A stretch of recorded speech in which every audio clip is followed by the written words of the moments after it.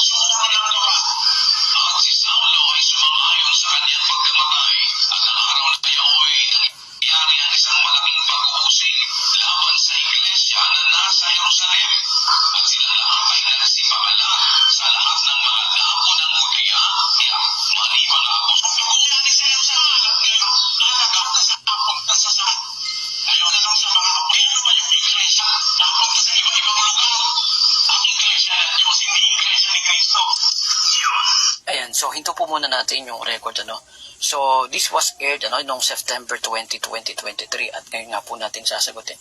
So maliwanag po ang stand ng kapatid na Soriano. Yung iglesia na nangalat sa iba't ibang lugar, yun din yung mga iglesia na nasa Judea na pawang kay Kristo na bumabati sa mga taga-Roma at ito yung iglesia ng Diyos, hindi iglesia ni Kristo. So walang binabanggit ang kapatid na Soriano na iglesia ni Kristo singular. Wala.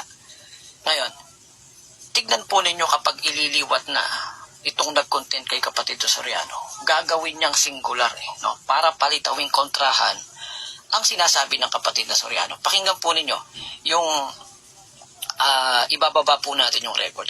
Pakinggan nyo kapag siya na po ang magliliwat ng sinabi ng kapatid na Soriano.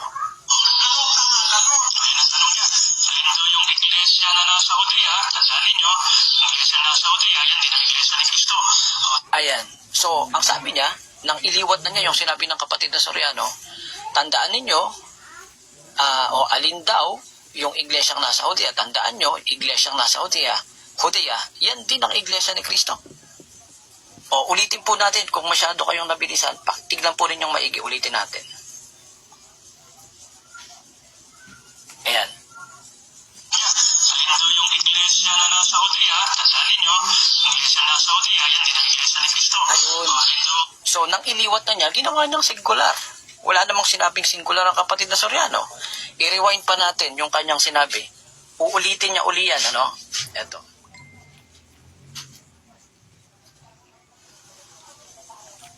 Ito, pakinggan po ninyo. So, nakita yung salungakan. Kababanggit lang niya na yung tinutukoy sa Roma 16:16 na iglesia ni Kristo. Ayun. So, binanggit uli niya, sabi niya, kababanggit lang niya yung tinutukoy sa Roma 16:16 ay iglesia ni Kristo. So, nang iliwat niya uli dito, ginawa niyang singular. Ituloy natin, gagawin niya uli, uulitin uli niya yan. Ituloy natin. Iglesia sa Judea. Yung iglesia nasa Judea, iglesia ni Kristo. Ayun. Na yung iglesyang nasa Judea, na iglesia ni Kristo. So, binanggit niya 2 beses para palitawin niya, kontrahan yung sinasabi ng kapatid na Soriano. Later on sa kanyang pagpapaliwanag, pakinggan nyo, ituloy-tuloy natin. Nasa Jerusalem at nangalat yun. Pero sabi niya, alin daw ang iglesia nangalat? Iglesia ng Diyos, hindi iglesia ni Kristo. Ayan. So, siya po ang naglagay nung singular doon sa kanyang pagpapaliwanag para palitawin niyang kontrahan ang sinasabi ng kapatid na Soriano. Ipapakita ko sa inyo yung picture na kanyang ipinakita, kasi nagdo-drawing siya o nagsusulat siya habang ipinapaliwanag niya. Ito, ipapakita ko sa inyo.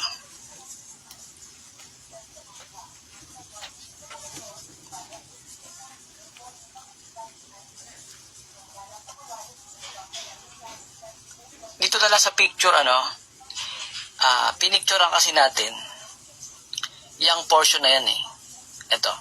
Pakita ko lang sa inyo sa picture.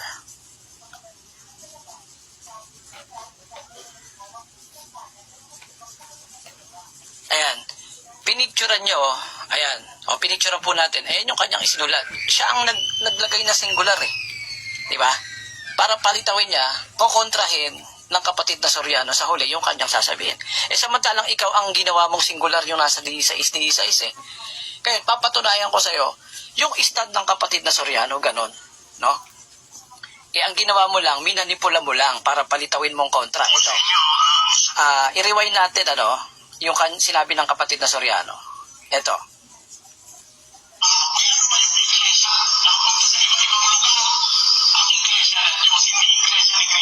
Ayan, so ano stand ng kapatid na Eli? Yung iglesyang nangalat sa iba't ibang lugar? Iglesia ng Diyos, hindi iglesia ni Kristo. Yun din yung bumabati, no? At yun yung iglesyang nasa Judea na pawang kay Kristo. So ano ang katunayang plural? Ni-rewind mo nga ito eh, no? Kaso medyo naabante ka masyado ng pag-rewind. At ito naman ang dedebang sa'yo. Ano?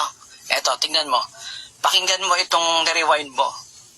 Katunayang hindi kontrahan ng kapatid na Soriano. Ikaw lang ang nagsabing kontrahan. Ginawa mong singular eh. Huli ka eh. Eto, tingnan mo. Ano ang sabi ni Soriano? Balikan natin. Plural eh. Lahat ng mga iglesia ni Kristo. Asan ba yung mga iglesia ni Kristo? Ayan. Ang sabi ng kapatid na Soriano, malinaw, plural. Diba? Bakit gagawin mong singular para palitawing kontrahan yung sinasabi ng kapatid na Soriano? Ngayon, ipapakita ko sa inyo na ikaw ang kontra sa Biblia. Ano? Tingnan mo dito sa isang search engine na ipapakita natin. Ayan. So, sinearch na po natin using computer. Wala talagang iglesia ni Kristo na mababasa sa 1905 na Biblia. Wala. Katunayan, kapag ginamit natin yung Lamsa version nila, ang nakalagay dyan is churches. Hindi Church of Christ. Malinaw? At kung atin pa pong titignan, ano ba talaga yung nakasulat sa Biblia? Sa 12 talata ng Biblia, Iglesia ni Kristo ba? O Iglesia ng Diyos? Ang nakalagay ay Iglesia ng Diyos. Kaya tama ang kapatid na Soriano, kumukonforme sa buong talatang isinulat ni Apostol Pablo at walang kontrahan. So, ang may kontrahan, una mong kinontra ang Biblia at ikaw mismo ang naglagay ng singular, wala naman palang sinabing singular ang kapatid na Soriano. So, nakita nyo kung paanong magmali ng stand ng kausap niya itong namumuntos. So, sa pagkakataong ito, huli, no? Nahayag yung kanyang ginawa. Ano? At ipagpapatuloy po natin ito, mga kababayan, sa mga susunod, meron pa tayong mga seryeng sasagutin. At salamat sa inyong pakikinig. Huling-huli talaga, Hindi talaga aabante, tama yung nasa Biblia, 18 ng Kawikaan, tila ganap pag nagsasalita, pero dumarating ang kanyang kapwa at sinisiyasat siya. At nasiyasat natin ngayon, siya pala ang kumukontra sa Biblia at ang kapatid na Soriano, walang kontrahan.